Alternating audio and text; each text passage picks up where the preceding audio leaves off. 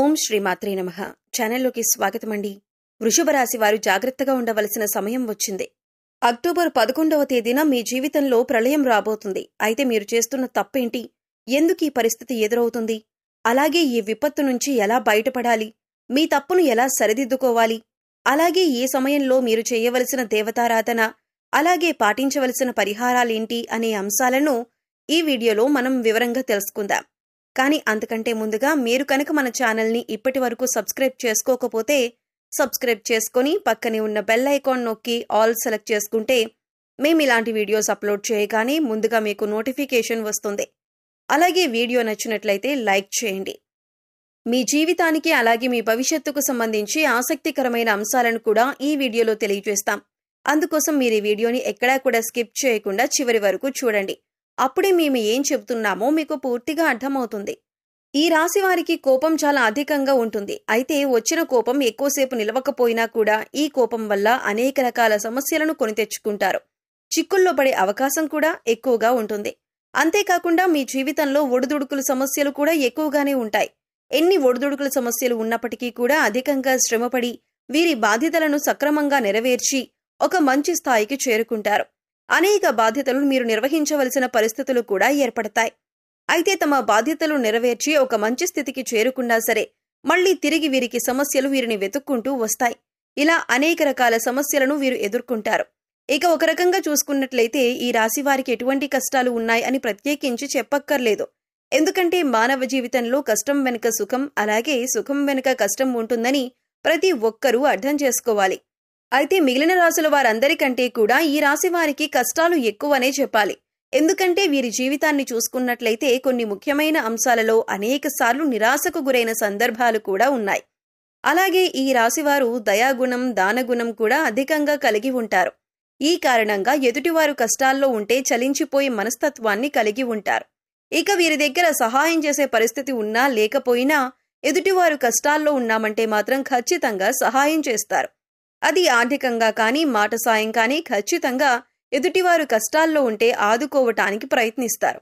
అయితే వీరు ఎదుటివారికి ఎంత సాయపడినప్పటికీ కూడా వీరికి అవసరమైనప్పుడు మాత్రం ఎదుటివారు సాయపడటానికి అంతగా ముందుకు రారు.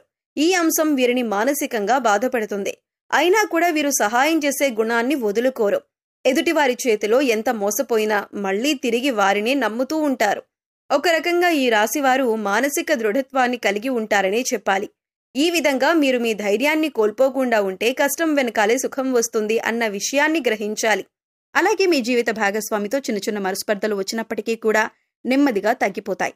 అవి పెద్దగా ఇబ్బంది పెట్టే అంశాలేవీ కాదు. కానీ ఒకరినొకరు అర్థం చేసుకుంటూ ఒకరినొకరు గౌరవించుకుంటూ ముందుకు సాగినట్లయితే జీవితంలో మరింత ఆనందాన్ని పొందుతారు. ఇక ఆర్థికపరమైన అంశాలలో పెట్టుబడులు పెట్టేటప్పుడు అనుభవజ్ఞుల సలహాలను ఖచ్చితంగా తీసుకోండి. ఇక మీ కింద పనిచేసిన వారు అలాగే మీతో పనిచేసిన వారు పదోన్నతులు పొంది మంచి స్థాయికి ఎదిగినా, ఆర్థికంగా పురోగతి సాధించినా కూడా మేము సాధించలేకపోయాం అనే బాధ మీకు కలగకూడదు. మీరు ముఖ్యంగా గుర్తుపెట్టుకోవాల్సిందేంటంటే ప్రతి ఒక్కరి జీవితంలో కష్టాలు ఒకే రకంగా ఉండవు. ఒకరికి ఆర్థిక సమస్యలు ఉండొచ్చు, మరొకరికి మానసిక సమస్యలు ఉండొచ్చు, మరొకరికి కుటుంబ సమస్యలు, అలాగే మరికొందరికి వైవాహిక జీవితంలో సమస్యలు ఉండొచ్చు. ఎవరికి ఏ సమస్య ఉందో మనం చెప్పలేం. కాబట్టి ఎదుటివారికి సమస్య లేదు అని మీరెప్పుడూ అనుకోవద్దు. అలాగే అన్ని కష్టాలు నాకే వచ్చాయి అని మీరు కుంగిపోవద్దు. మానసిక ధైర్యాన్ని అధికంగా కలిగి ఉండాలి. ఈ విషయాన్ని మీరు గమనించి జీవితంలో ముందుకు సాగాలి. మానవ జీవితంలో కష్టసుఖాలనేవి సర్వసాధారణం. అయితే గతంలో మీరు పడిన కష్టాలకి ఇప్పుడు పరిష్కారం అనేది లభించబోతోంది. శివయ్య అనుగ్రహంతో మీ ప్రతి సమస్యకి ఒక పరిష్కారం దొరుకుతుంది. ఇక ఈ రాశివారి జీవితంలో రాబోయే ప్రళయం ఏంటి అంటే మీరొక సమస్యతో ఇబ్బంది పడబోతున్నారు. అయితే ఈ రోజున మీరు ఎదుర్కోబోయే సమస్య ఏదైతే ఉందో అది మీ భవిష్యత్తు పైన తీవ్రమైన ప్రభావాన్ని చూపిస్తుంది. పొరపాటున మీరు తీసుకునే తొందరపాటు నిర్ణయం వల్ల మీ పైన నేరారోపణ చేయబడుతుంది. కాబట్టి ఈ సమయంలో మీరు చాలా జాగ్రత్తగా ఉండాలి. ఈ సమయంలో మీరు బయట వ్యక్తులతో కానీ ఇరుగు పొరుగు వారితో కానీ దురుసుగా ప్రవర్తించటం వల్ల, దురుసుగా మాట్లాడటం వల్ల, కేవలం మీ తొందరపాటుతనం వల్ల మీరు అనేక రకాల నిందలు, ఆరోపణలు ఎదుర్కోవలసి వస్తుంది. ఇందుకోసం మీరు మాట్లాడే ప్రతి మాట కూడా ఆలోచించి ఆచితూచి మాట్లాడాలి. లేదంటే చిన్న అంశంలో గొడవ కూడా పెద్దగా అవటానికి దారితీసే అవకాశం ఉంటుంది.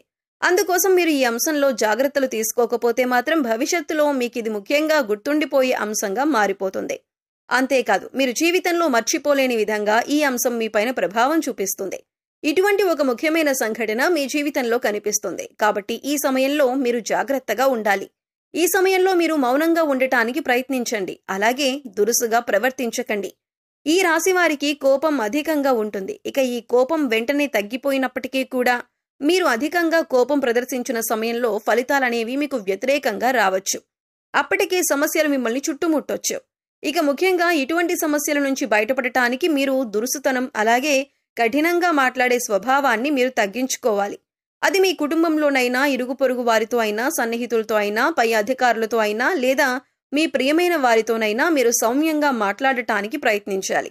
అయితే ఇటువంటి విపత్కరమైన పరిస్థితుల నుంచి మిమ్మల్ని కాపాడేది ఆ పరమశివుడే. అందుకోసం మీరు ఆ పరమశివుడి యొక్క ధ్యానం చేయండి. ప్రతిరోజు కూడా మీకు సమయం దొరికినప్పుడల్లా ఓం నమః శివాయ అనే పంచాక్షరి మంత్రాన్ని చదువుకోండి. అలాగే రోజు మీకు వీలైనన్ని సార్లు మృత్యుంజయ మహామంత్రాన్ని చదువుకోండి. ఇలా చేసినట్లయితే కనుక మీ జీవితంలో ఎదురయ్యే ప్రతి సమస్యకి కూడా ఆ పరమశివుడు వెంట ఉండి పరిష్కారాన్ని చూపిస్తాడు. అంతేకాదు పరమశివుడి యొక్క అనుగ్రహాన్ని పొందుతారు. ఎందుకంటే మీ జీవితంలో ఎటువంటి సమస్య మీ దరిదాపుల్లోకి రాకుండా శివయ్య కాపాడుతారు. అంతేకాదు శివుడికి నీళ్లతో అభిషేకం చేసినా సరే భోళా శంకరుడు చాలా సులువుగా మిమ్మల్ని అనుగ్రహిస్తాడు. అయితే ప్రతి సోమవారం కూడా శివాలయానికి వెళ్లి శివాలయంలో దీపారాధన చేయటానికి ప్రయత్నించండి. ఆవు నేతితో కాని నువ్వుల నూనెతో కాని దీపారాధన చేసి ఒక బిల్వపత్రాన్ని సమర్పించండి.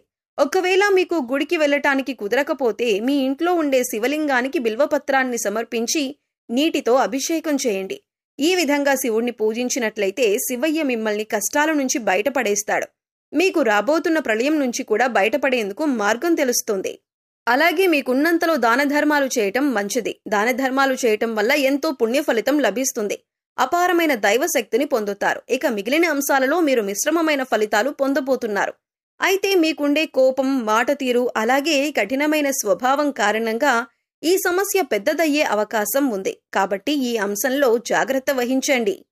సో చూశారు కదండి, అక్టోబర్ 11వ తేదీన వృషభ రాశి వారి జీవితంలో ఎటువంటి ప్రళయం రాబోతుంది, ఆ ప్రళయం నుంచి మీరెలా బయటపడాలి, ఈ ప్రళయానికి గల కారణం ఎవరు, ఈ సమయంలో ఏ దేవతారాధన చేసుకుంటే మీరు ఈ సమస్య నుంచి బయటపడతారు, మీరు మార్చుకోవలసిన ప్రవర్తన ఏంటి అనే అంశాలను ఈ వీడియోలో మనం వివరంగా తెలుసుకున్నాం కదా. ఈ వీడియో మీకు నచ్చినట్లయితే లైక్ చేయండి. మీ ఫ్రెండ్స్ అండ్ ఫ్యామిలీ మెంబర్స్లో వృషభ రాశి వారు ఉంటే వారితో ఈ వీడియోని షేర్ చేసుకోండి. అలాగే ఇప్పటి వరకు మన ఛానల్ని కనుక సబ్స్క్రైబ్ చేసుకోకపోతే సబ్స్క్రైబ్ చేసుకొని పక్కనే ఉన్న బెల్ ఐకాన్ నొక్కి ఆల్ సెలెక్ట్ చేసుకుంటే మేము ఇలాంటి వీడియోస్ అప్లోడ్ చేయగానే ముందుగా మీకు నోటిఫికేషన్ వస్తుంది. మరో చక్కటి వీడియోతో మళ్ళీ కలుద్దామండి. ఓం శ్రీమాత్రే నమః.